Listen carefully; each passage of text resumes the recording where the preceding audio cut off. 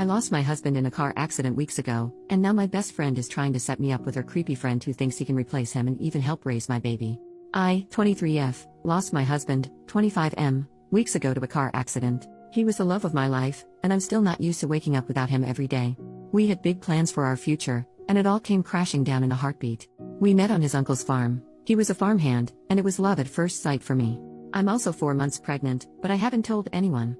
I was planning on telling my friend when I was feeling better.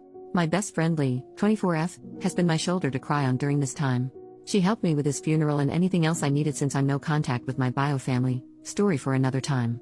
She is currently dating Barry, 24M, and they usually hang out in a trio with Liam, 24M. When I first met Liam, he hit on me hard. He tried everything, comparing himself to my husband, saying weird things like, "Our kids would be cuter than if you had kids with your husband." He's also made creepy comments like, "You need a city boy," while motioning to himself. I'm a country girl through and through, so I typically shut him down or ignored him. But every time I would get dirty looks from Barry.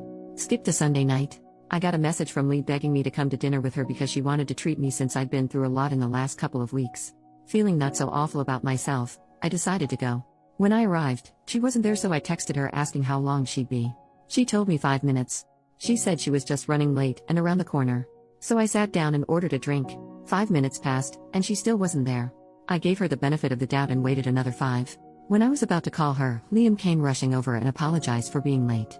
I asked him what he was doing there because I was waiting for Lee, and it was a 2-chair table. He smiled at me and grabbed my hand. I ripped my hand away, and he just said, "Oh, I asked Lee to set us up. Now that husband's name isn't a problem, we can finally get to know each other." He looked so cringy, and I was floored. I stood up and told him that I wasn't interested and that I certainly didn't give a flying FCK about getting to know him. I also reminded him that I just lost my husband. Without a word of a lie, this man stood up and said, "I know you're being overly emotional right now, so I'll forgive you for that. Sit down with me. I'm not saying we have to make love straight away or anything." I was disgusted. I shoved past him and went home as fast as I could. When I got home, Lee messaged me, "So, how was dinner?" with a smiley face emoji. I called her, and when she answered, I didn't even let her get a word in. I yelled at her, asking how she had the audacity to do something like this just weeks after I just lost my husband, especially since she's been the one holding me together this whole time. I asked her what freaking game she was playing and told her the only reason I wanted to meet with her tonight was to tell her I'm pregnant. Then I hung up on her and texted her that I needed time and didn't want to be contacted for the time being. Last night, Barry came to my house and asked to talk. I said no and told him that if he didn't leave, I'd call the police. He told me I broke Lee's heart and deeply hurt Liam, and that now was the perfect time to get to know Liam because he could help raise my child with me.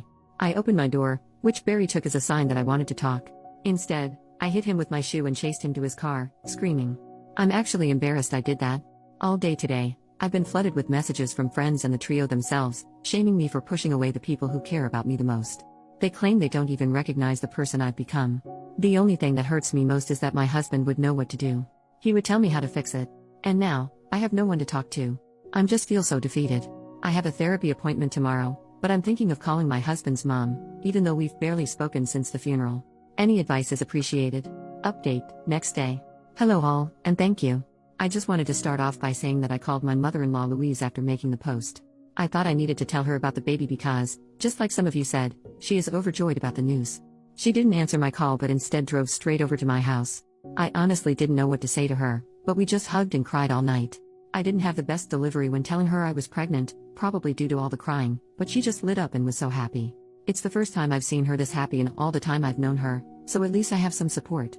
My father-in-law came over when he finished work after Louise told him he needed to come to my house, and he was so freaking happy about becoming a grandfather.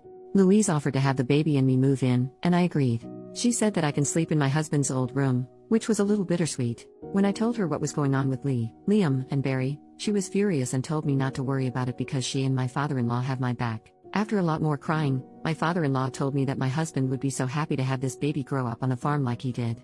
Overall, our conversations last night were exactly what I needed. Now I'm just going to answer some comments. Lee was my friend for a long time. She was genuinely there for me when I went no contact with my parents, and I thought she was a decent friend. Now, knowing the truth, there are many things I can think of that she did that were red flags. Personally, I think I ignored them because I've never been close to anyone like that other than my husband. Liam is a loser. From my chat with Barry, I learned that he's always had feelings for me and has never given up because, apparently, I'm his type. He isn't and never will be. Yes, I ordered a drink. I didn't think I needed to disclose that I ordered a lemonade. It was simply a soda, nothing wild. I know I'm pregnant and would never do anything silly. I'm not magically pregnant. My husband and I both wanted children young and had been trying for about a year. We just didn't disclose that we were trying because my husband and I thought it was weird to tell people, oh, we're making love an extra amount. I don't know, my husband and I were very private people and kept a lot of things that way. As for the trio, I've blocked them.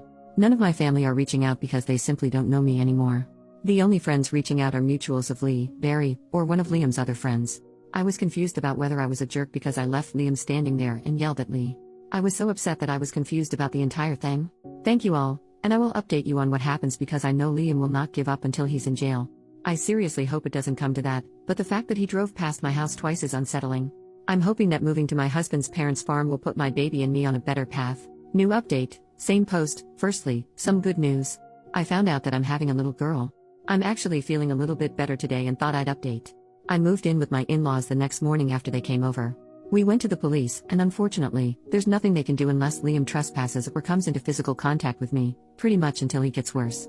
But I did take the initiative and move, so they think he'll be less of a threat now that I don't live in that house. They did take my screenshots of his creepy messages and noted that he's been driving past relentlessly. After a few days, we came into town to go grocery shopping, and we saw Lee.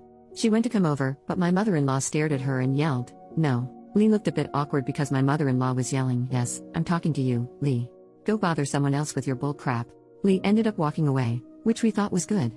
I was greatly overwhelmed, obviously, about seeing her, and my anxiety has gotten worse since the blind date. I think I was also anxious because Lee is never without Barry, so I was very worried. When we finished shopping and were walking back to our car, Lee and Barry were waiting for us. Again, my mother-in-law started screaming. She yelled that Barry was scum and accused them of trying to sell drugs to a pregnant woman, pretty much anything to embarrass them and draw a crowd. Lee and Barry left again, but not without looking scared, points to mother-in-law. Since then, I've moved on to the farm, and it's been drama-free. I had an appointment yesterday and found out about my baby girl, but also that I have high blood pressure, most likely due to the stress. We're going to have to monitor it just in case of preeclampsia since my egg donor had it. My husband always wanted a girl, so I know she is a gift from him. Apart from the grocery store incident and the police situation, it's been very positive for me being with my in-laws and their dog Spud. Don't ask, I don't know why that's his name. Thank you again. Final update, 2 months later, thank you to everyone who helped me with my issues about Lee and the others. It's over, I was attacked and suffered greatly. I lost my baby a month ago and I will be logging off for a while. I wish everyone a Merry Christmas and a Happy New Year. Thank you for the kindness, enjoy your holidays.